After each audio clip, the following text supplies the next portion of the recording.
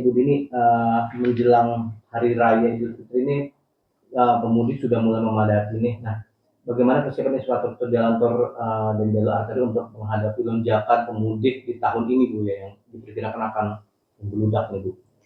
Ya memang arus mudik Lebaran 2025 ini saat ini kita lagi berlangsung ya, lagi berproses, dan saya rasa pemerintah udah mengambil langkah-langkah berbagai kebijakan yang strategis. Bagaimana saat ini pemerintah juga memastikan untuk kesiapan infrastruktur, terutama untuk di jalan-jalan, baiknya jalan utama dan jalan tol maupun jalur-jalur arteri guna menghadapi lonjakan pemudik.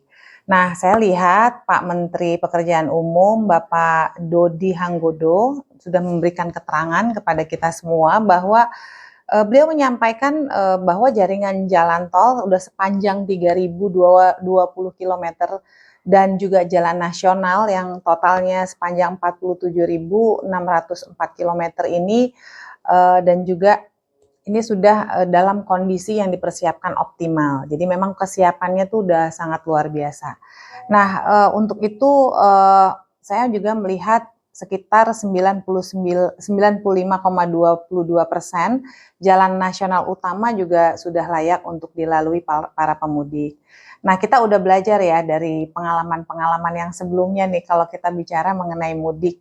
Untuk mengantisipasi kondisi-kondisi darurat selama mudik, Kementerian Pekerjaan Umum juga telah menyiapkan 393 posko, di mana dari sini ada posko tanggap bencana yang dilengkapi dengan 440 unit alat berat dan 137 titik penempatan material strategis di lokasi rawan bencana, dan sebanyak 298 titik rawan banjir dan 660 titik rawan longsor udah mendapatkan perhatian khusus.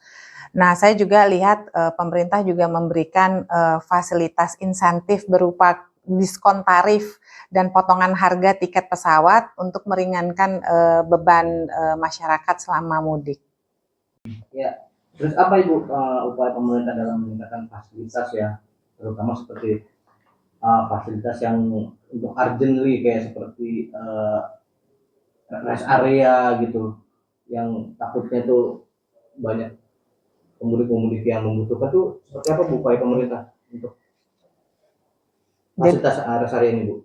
Jadi saya ngelihatnya nih kalau dibicarakan mengenai rest area itu adalah tempat favorit pastinya, dan pastinya membludak sekali di ada penumpukan di rest area ini. Tapi pemerintah Indonesia telah mengambil berbagai langkah strategis untuk meningkatkan fasilitas di rest area. Layanan transportasi umum ini guna memastikan kenyamanan kelancaran perjalanan bagi para pemudik. Nah, untuk peningkatan fasilitas rest area, penambahan rest area fungsional dari BPJT, Badan Pengatur Jalan Tol, udah membuka 11 rest area tambahan di berbagai ruas tol untuk mengakomodir bila ada lonjakan daripada pemudik. Nah, rest area ini dilengkapi dengan fasilitas seperti toilet, tempat ibadah, dan area parkir yang tentunya harus memadai. Dan yang kedua juga fasilitas yang penting ini adalah untuk perempuan, yaitu untuk ibu dan anak juga.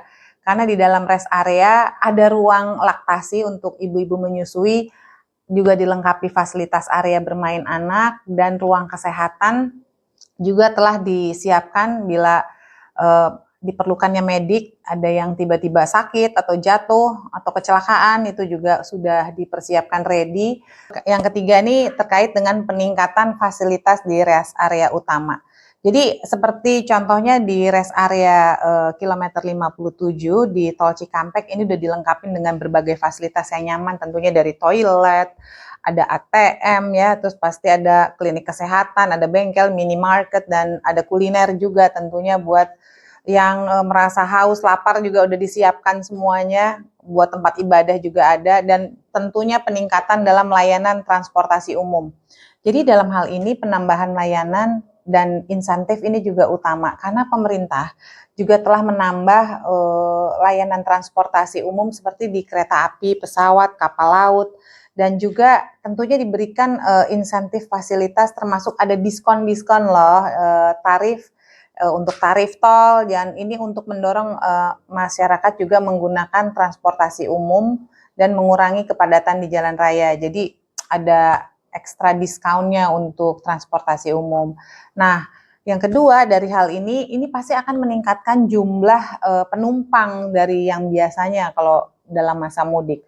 Nah, dari data Kementerian Perhubungan menunjukkan peningkatan signifikan dalam jumlah penggunaan angkutan umum. Nah, misalnya angkutan umum yang penyeberangan naik 40,13%, ini dari penyeberangan. Nah, untuk moda kereta api juga naik 13,27%. Ini untuk angkutan udara domestik juga meningkat 7,41%. Ini semuanya meningkat dibandingkan periode tahun lalu. Nah, yang utama yaitu pemanfaatan mengenai teknologi digital. Jadi dari Kementerian PANRB dan Kementerian Perhubungan ini memastikan terkaitnya layanan transportasi publik yang tetap optimal dengan memanfaatkan teknologi digital untuk penyeberangan, untuk dapat informasinya dan pengaduan-pengaduan, serta menyiapkan layanan yang inklusif bagi masyarakat yang rentan. Pembayaran dilakukan dalam 2 tahap dari 3 juta tadi itu. 1,5 juta dibayarkan sebelum Lebaran dan 1,5 jutanya lagi setelah Lebaran. Ini untuk memastikan mereka mematuhi kesepakatan tersebut. Nah, kalau terkait dengan cuaca ya, Gubernur Jawa Barat ini Pak Deddy Mulyadi bekerja sama dengan BMKG untuk melakukan modifikasi cuaca guna mengurangi intensitas hujan. Di mana selama arus mudik ini tujuannya adalah mencegah penumpukan kendaraan akibat cuaca buruk yang dapat menyebabkan kemacetan dan membahayakan pengguna jalan. Nah, untuk itu juga Polda Jawa Barat nih saat ini telah melakukan satu pembatasan untuk kendaraan yang berat, dan Polda Metro Jawa Barat memberlakukan larangan bagi kendaraan angkutan barang dengan sumbu 3 atau lebih untuk melintas di jalan tol dan arteri. Ini sudah dimulai dari tanggal 24 Maret hingga 8 April 2025. Nah, langkah-langkah ini diambil untuk mengurangi kemacetan dan meningkatkan keselamatan lalu lintas selama periode mudik. Nah, selainnya itu tentunya ada rekayasa lalu lintas di mana Polda Jawa Barat telah menyiapkan berbagai skema rekayasa lalu lintas. Ini termasuk dari sistem kontraflow, one way, dan ganjil genap yang akan diterapkan secara situasional di titik-titik rawan kemacetan. Misalnya sistem one way direncanakan ini sudah dimulai dari tanggal 27 Maret untuk mengoptimalisasikan arus kendaraan. Nah, selainnya itu kalau kita bicara operasi ketupat Lodaya 2025. Polda Jawa Barat juga menggelar operasi ketupat Lodaya 2025 ini untuk bentuk kesiapan penuh mengawal kelancaran arus lalu lintas, dan ini untuk menjaga tentunya keamanan selama periode mudik dan baik, yang mana para pasukan juga apel yang telah dilaksanakan untuk memastikan efektif koordinasi di lapangan. Nah, kalau untuk Polda Jawa Tengah, jadi saya dapat update-nya untuk Polda Jawa Tengah ini, dia akan menerapkan strategi aglomerasi untuk mengantisipasi kepadatan lalu lintas dan potensi kemacetan terutama di jalur-jalur arteri yang strategis, karena ini bertujuan untuk menyelaraskan informasi dan pengaturan lalu lintas antar Polres di Jawa Tengah. Ini untuk mencegah tumpang tindihnya kebijakan. Maka dari itu, Pak Kapolda kita, Pak Kapolda Jawa Tengah, Bapak Irjen Ribut Hari Wibowo berjanji beliau akan terus memantau jalur-jalur tol tentunya untuk khususnya Trans Jawa dan jalur arteri Penjagan sampai Aji Barang yang diprediksi akan mengalami peningkatan volume kendaraan hingga 30% pada H-5 Lebaran. Jadi Polda Jawa Tengah memastikan kesiapan personel fasilitas layanan yang efektif dengan call center 110 sebagai pusat informasi bagi pemudik. Oke, untuk teman-teman semua yang melaksanakan mudik, jaga kesehatan, keep happy, dan jaga emosinya, tetap berbahagia, dan yang paling terutama adalah jagalah keselamatan. Salam sejahtera, salam bahagia, sukses selalu untuk kita semua.